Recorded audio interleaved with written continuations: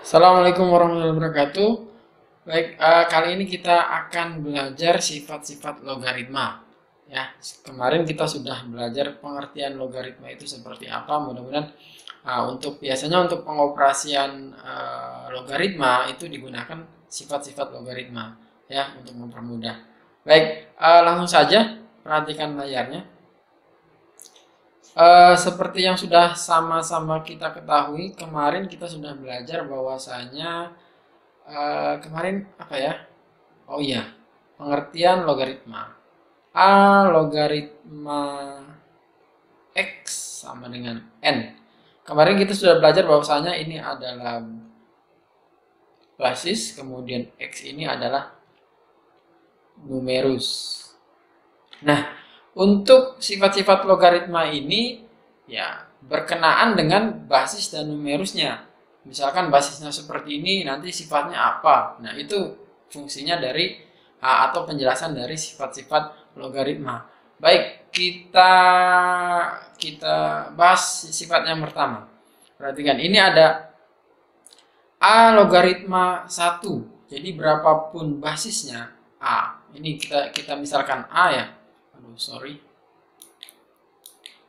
Kita misalkan A, basisnya A.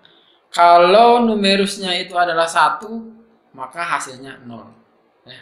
A logaritma 1 itu sama dengan 0. Ya, A logaritma 1 sama dengan 0. Artinya, ya enggak? A pangkat berapa hasilnya 1? Ya pangkat 0 dong. Kalau semua bilangan dipangkatkan 0 itu kan 1 hasilnya. Jadi A logaritma 1 sama dengan 0. Ya. Kemudian bagaimana kalau basis dan numerusnya sama-sama A ini? Ini terjadi di sifat pertama. Ya. Basis dan numerusnya adalah sama. A logaritma A itu pasti 1. Ya. Contohnya 2 pangkat berapa hasilnya 2? Ya pangkat 1. Ya. 2 ini basis, kemudian numerusnya adalah 2 juga tadi ya. Oke, 2 logaritma 2 sama dengan 1. A logaritma A sama dengan 1. Itu ya. Jadi itu. Kemudian yang kedua, kalian perhatikan, ini adalah penjumlahan bentuk logaritma. A logaritma X tambah A logaritma Y. Ya. Jadi kalian perlu perhatikan syaratnya adalah nilai basisnya harus sama. Nilai basis itu yang di atas log ya. Cara mengingatnya seperti itu. Basis itu yang di atas log, yang di atas ini log. Kemudian kalau numerus itu yang di setelahnya log, yang berada di bawah. Bagaimana ada penjumlahan bentuk logaritma dengan basis yang sama? Nah, ini ya, A logaritma X tambah A logaritma Y, maka ini bisa saja atau sama dengan A logaritma X kali Y. Ternyata numerusnya dikalikan. Ataupun berlaku sebaliknya. Bagaimana kalau numerusnya ini merupakan perkalian A logaritma X kali Y? Maka itu sama saja dengan A logaritma X tambah A logaritma Y. Ini berlaku dua arah ya. Jadi A logaritma X tambah A logaritma Y sama dengan A logaritma X kali Y. Jadi yang semula apa ini? Numerus X dan Y-nya dijumlahkan, kalau kita itu bisa dikalikan, sama saja. Itu sifat yang pertama. Numerusnya yang semula. Ingat sekali lagi, basisnya harus sama-sama. Bagaimana kalau tidak sama? Maka tidak berlaku. Oke, yang berikutnya, ketiga. Ini sama saja dengan yang di atas, cuma yang di atas itu penjumlahan, sekarang pengurangan. Bagaimana kalau ada pengurangan bentuk logaritma dengan basis sama, yaitu A? Nah, maka berubah menjadi A logaritma apa ini? Numerusnya dibagi dengan numerus yang satu laginya, numerus X dibagi dengan numerus Y. Jadi A logaritma X per Y. Begitupun berlaku sebaliknya. Bagaimana kalau bentuknya numerusnya adalah sebuah pembagian, per itu pembagian kan? A logaritma X bagi Y gitu kan.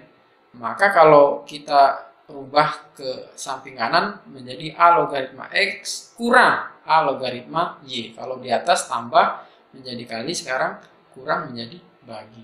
Oke, yang keempat, perhatikan ini adalah A logaritma X. Oke, ini nama lain dari A logaritma X. Nama lain dari A logaritma X adalah C logaritma X per C logaritma A. Ya, syaratnya nilai C-nya harus sama. Jadi ini nama lain dari A logaritma X. Jadi C-nya boleh diisi berapa saja asalkan yang atas sama yang bawah sama. Oke, ya. Jadi yang semula numerusnya di atas, kemudian ini ada apa namanya nih? Basisnya menjadi di bawah. Kemudian dilobkan semua. Kemudian untuk basis ya sama-sama C atau sama-sama berapapun ya. Oke, berikutnya yang kelima. Nah, ini juga sama, nama lain dari A logaritma X, itu bisa ditulis atau bisa kita seper. Seper itu apa ya? Ya, yang semula 1, misalnya yang semula 2, kita coba 2 ini dibentuk seper 2 gitu ya. Yang semula A logaritma X kita rubah, kalau kita rubah bentuk 1 per, maka akan menjadi 1 per X logaritma A. Ya, ini bertukar antara numerus X dengan basis A, ini bertukar. Syaratnya harus 1 per, baru bertukar. Yang semula A log X menjadi X log A dengan syarat 1 per. Oke, berikutnya yang keenam. Yang keenam ini adalah bagaimana kalau basisnya perpangkatan. Ya, basisnya perpangkatan, numerusnya juga perpangkatan. Nah, ini dia. Ini bisa saja terjadi untuk menyederhanakan bentuk logaritma ya. Oke. Kalau seperti ini, maka pangkat dari numerus per pangkat dari basis. Nah, ini dipindah ke depan. A pangkat M logaritma X pangkat N sama dengan N per M. Oke, ini biasa saja. A logaritma X ya. Jadi yang berubah adalah pangkatnya ya. Pangkat numerus per pangkat dari basis menjadi koefisien dari A logaritma X ya. Oke. Kemudian ini adalah perpangkatan yang pangkatnya adalah bentuk logaritma. Nah, ya.